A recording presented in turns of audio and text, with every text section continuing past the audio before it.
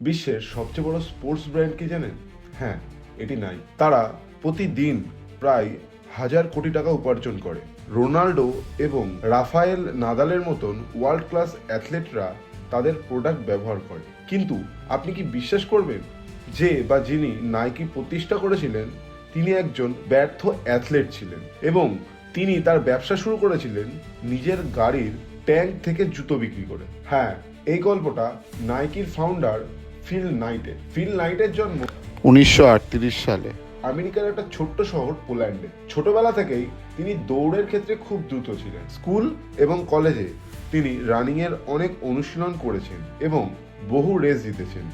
একই সঙ্গে ফিল তার পড়াশোনাও চালিয়ে গিয়েছেন। 1962 সালে তিনি MBA পাশ করেন, কিন্তু এক সকালে প্র্যাকটিসের সময় তিনি বাস্তবের মুখোমুখি হন। পুরো যুবক জীবন দৌড়ের জন্য উৎসর্গ করার পর তিনি রাজ্য স্তরে অন্যতম অ্যাথলেট হলেও জাতীয় বা আন্তর্জাতিক স্তরে পৌঁছতে পারেননি। সেই দিন তিনি বুঝতে পারলেন তার অ্যাথলেটিক জীবন এখানেই শেষ। নিজের স্বপ্নে ব্যর্থ হয়েও তিনি দুঃখিত হলেও কিছু করতে চেয়েছিলেন যা তাকে সবসময় স্পোর্টসের সাথে রাখবে। ফিল ছিলেন একটি রানার এবং রানিংয়ের জুতোর প্রতি তার গভীর ভালোবাসা ছিল। তাই তিনি সিদ্ধান্ত নিলেন জুতোর ব্যবসা শুরু করবেন।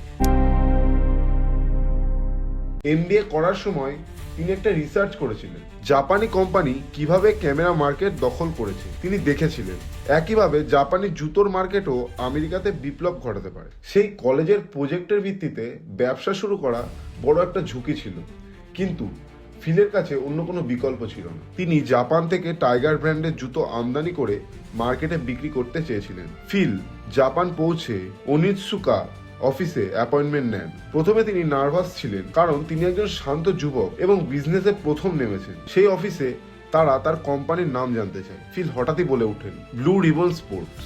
তখন এমন কোনো কোম্পানি বাস্তবে ছিল না, কিন্তু অফিসের লোকেরা এটি শুনে খুশি হয়। ফিল তার প্রজেক্টের বিস্তারিত প্রেজেন্ট করেন এবং ওনিৎসুকা এর কর্মীরা এতে ইমপ্রেসও হন এবং তারা চায় মার্কিন বাজারে টাইগার কোম্পানির জুতো ব্লু রিবনকে বিক্রি করতে। ফিল প্রথম বছর $2,000 উপার্জন করেন, কিন্তু $3,000 খরচের কারণে তিনি ব্যাংক থেকে $1,000 ঋণ নেন।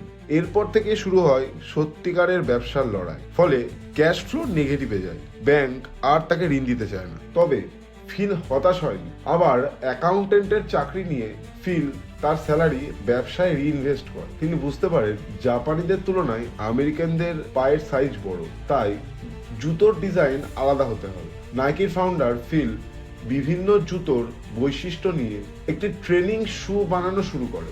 মার্কেটে আসতেই এটি সাফল্য লাভ করে। 1971 সালে ফিল তার চাকরি ছেড়ে পুরোপুরি ব্যবসায় মন দেয়, কিন্তু ওনিৎসুকা এর লোভ ফিলের ব্যবসাকে গুরুতরভাবে একটা ধাক্কা দেয়। তাই ফিল সিদ্ধান্ত নেয় নিজের ব্র্যান্ড তৈরি করবেন। প্রথমে লোগো তৈরি করা হয়।